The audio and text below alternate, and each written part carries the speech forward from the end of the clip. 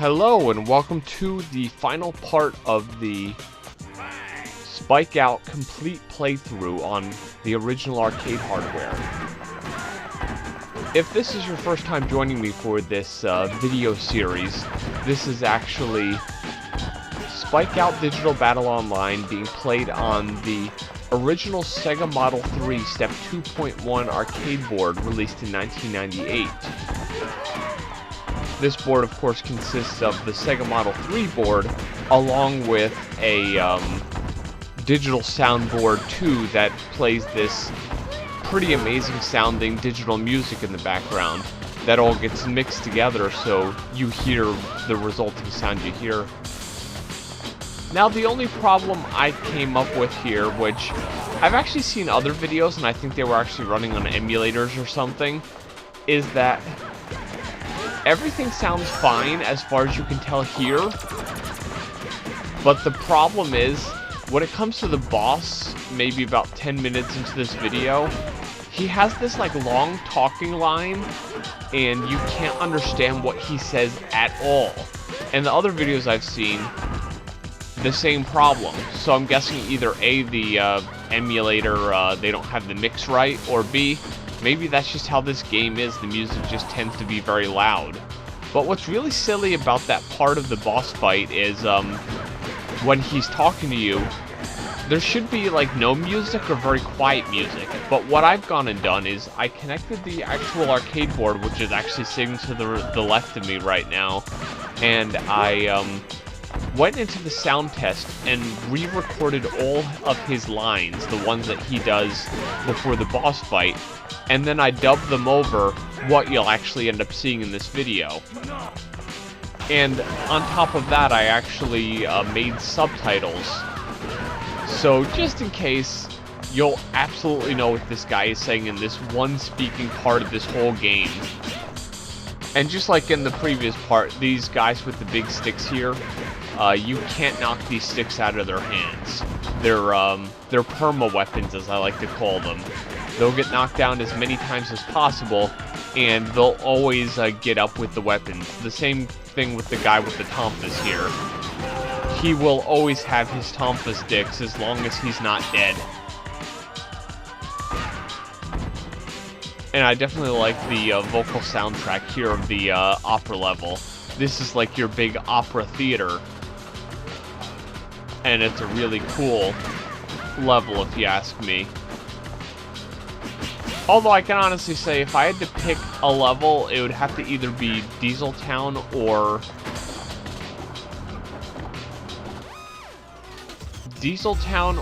the mall, if I had to say which stage I liked better. Maybe I'd pick Diesel Town if I had to really pick between the three stages in this game.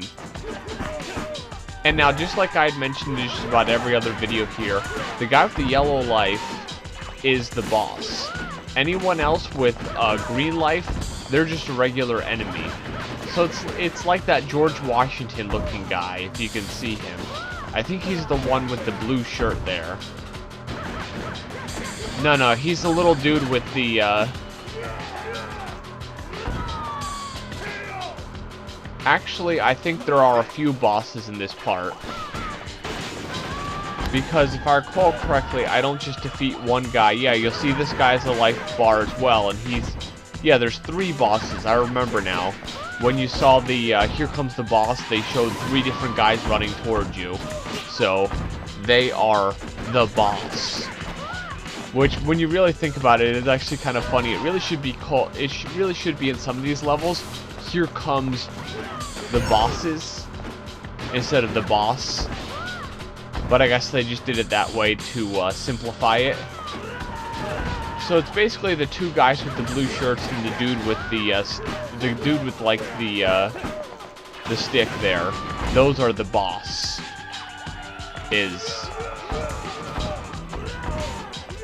Everyone else, as I said, is just an enemy. That once you defeat the bosses, they'll just run away. And I don't know if you saw the last part, you'll remember me saying this, but I'm going to say it again. But the The opera soundtrack in this level makes me think of Parasite Eve so much because it's just one of those games which became synonymous with the main character Melissa, who has this part where she's singing opera in like a full CG movie. And I believe there's actually a boss fight with like a opera soundtrack in the background. And yeah, I remember the opera going off with in a stage like this, similar to this. Now this guy is the last of the boss, and it looks like I took out all the rest of the enemies. And now for some reason, seeing like it being this opera stage with all these chairs and everything, it's making me think of Dead or Alive 2's Grand Opera level, which then eventually in Dead or Alive 2 Ultimate, the Grand Opera level was actually burning down since the revised engine that ran on that game on the Xbox actually could display more visual effects, so you could have like the burning down stage in the background. Whereas on the PlayStation 2, they probably would have to minimize some of the graphics in order to get such an effect.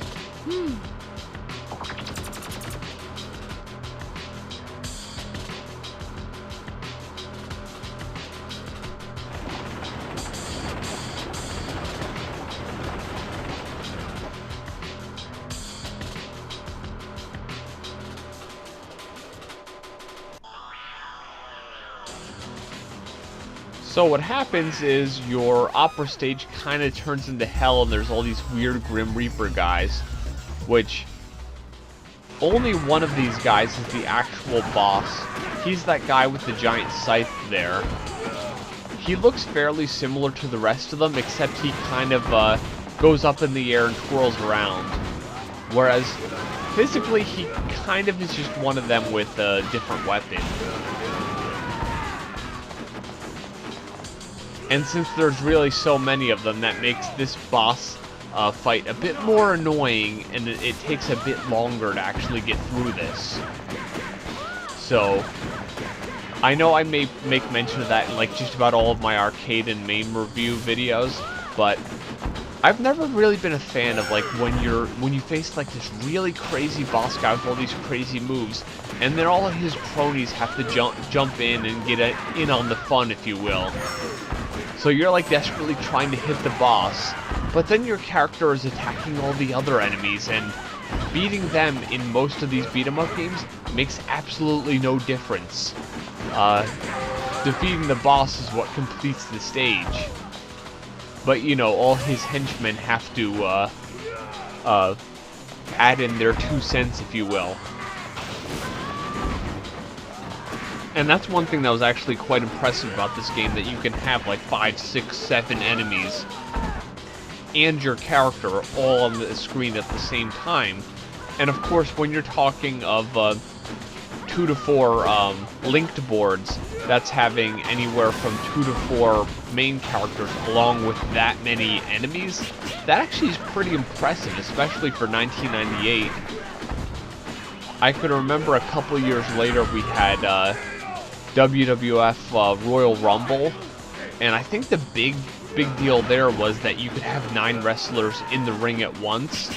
It wasn't 30 man over the top rope Royal Rumble, but it was still kind of impressive, since your previous wrestling games for like combatants in the ring was usually like 4 in most of those games, because they had their live streams like on the top left, top right, bottom left, bottom right. But in this game, you could have 9.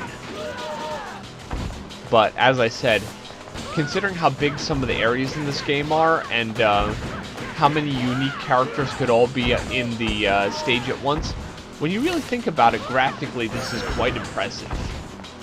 The way that all these guys could just be there and trying to beat you up all at the same time.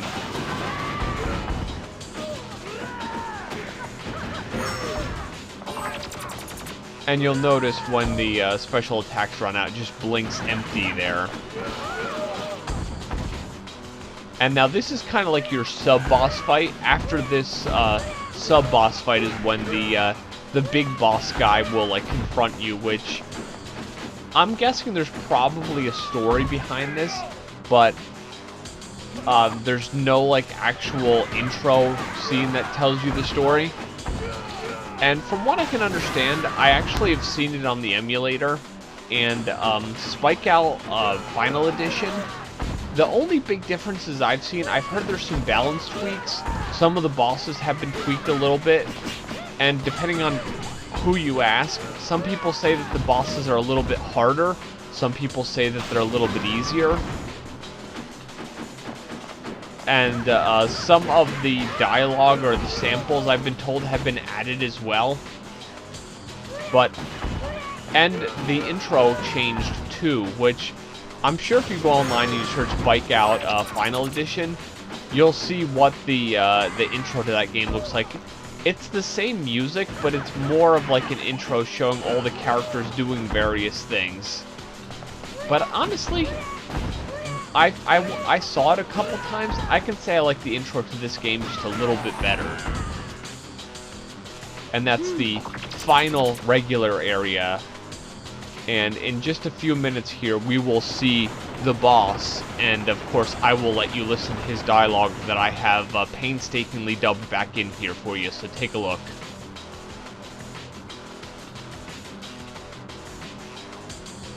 Welcome to hell. Be my guest. This is my territory. Nobody can take it from me. I'll finish you right here. Let's decide now. Who's the best? You're good. Join me, or you're finished. Uh-huh. Be ready to die. And now, I remember when, like, that happened, I was thinking to myself, does my character somehow know this guy? Was there a setup for this? But, like, you can let the demo in this game play as many times as possible, but there's never any, like, story explanation. All you'll ever see, really in both versions, is just the characters fighting. Or, of course, as I said, in Final Edition, there is a, there's like kind of a intro where it shows one of the characters doing push-ups and the characters doing various things, and then guys come in and they beat them up. Whereas, as I said, I like the intro to this game, Digital Battle Online, the original Spikeout, a little bit better, because I think it actually is just a bit cooler looking. It's kind of that, this is what the game looks like, look at all the characters fighting. And this is one of those lame things where you have to jump up on here to actually get and fight the boss and all his cronies. And of all the battles in this game, I believe this one took the longest. Now, something that's a bit strange, I don't know if it's an emulation glitch or if it's the game being in export mode, but I've seen gameplays of this game where it got to the boss part and instead of you hearing his dialogue like you heard it here, you just hear, yeah, hey, yeah, yeah, and you just hear like various samples from the game just thrown where his dialogue should be. And when I was gonna record the audio to dub it over like I did, I actually booted this game up in Supermodel and I went to the sound test. In Digital Battle Online, it's like 430 something in the sound test. If you boot this game up in Supermodel, you'll just hear like those guttural samples of characters making like loud hi-yas and everything instead of his dialogue. Whereas I plugged my board up, plugged the audio out from the Model 3 board into my microphone input on my computer, and sure enough, when I got to the 430s, I was able to hear the boss's dialogue as you heard it dubbed in like I did it there. So I don't know if it's an emulation glitch, but I know my board is USA region, and when you actually boot it on the Supermodel emulator, it's export. That could be why. Maybe they could only license his dialogue in America, and anywhere else in the world they just couldn't license it. Maybe the dude who actually does the dialogue was like, oh well, you can't use my voice in Europe because I don't like Europe, and so therefore they just replaced it with a string of various things. Or, as I said, it could simply be an emulation glitch, because other than the emulated playthroughs I've seen, I really haven't seen anybody else play this off of the actual board.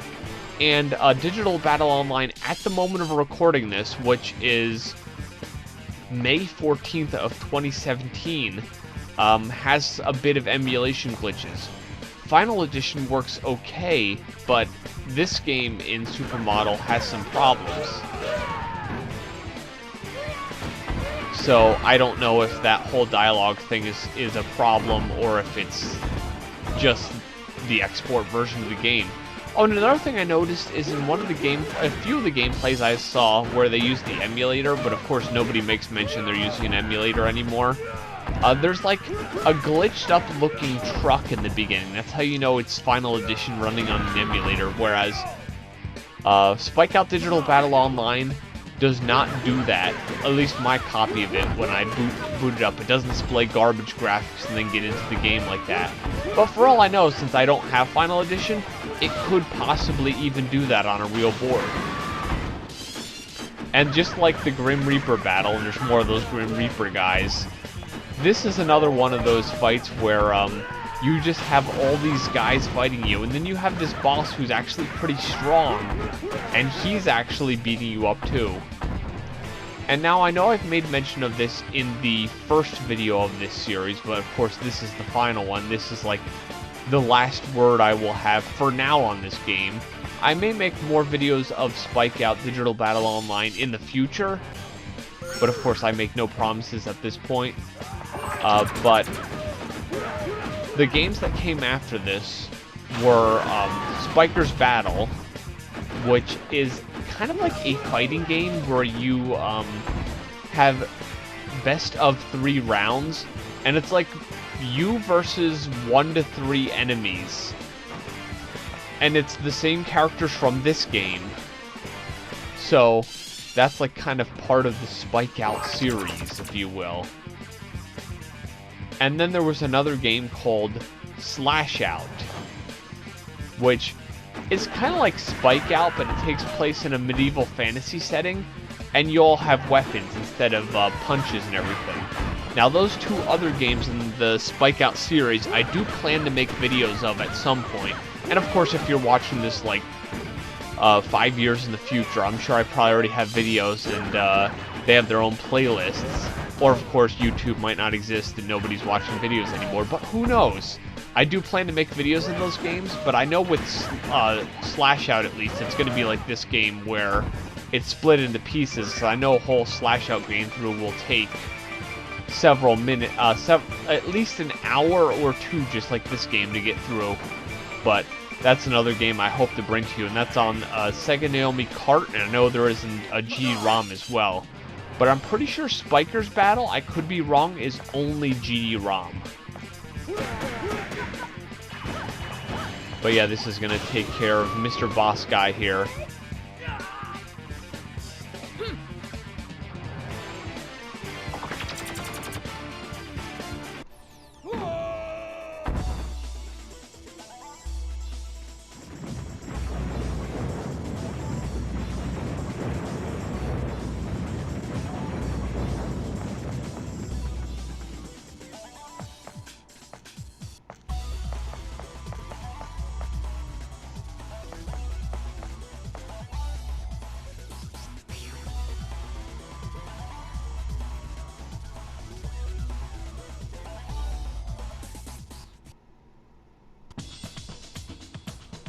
And of course, there's your full ending.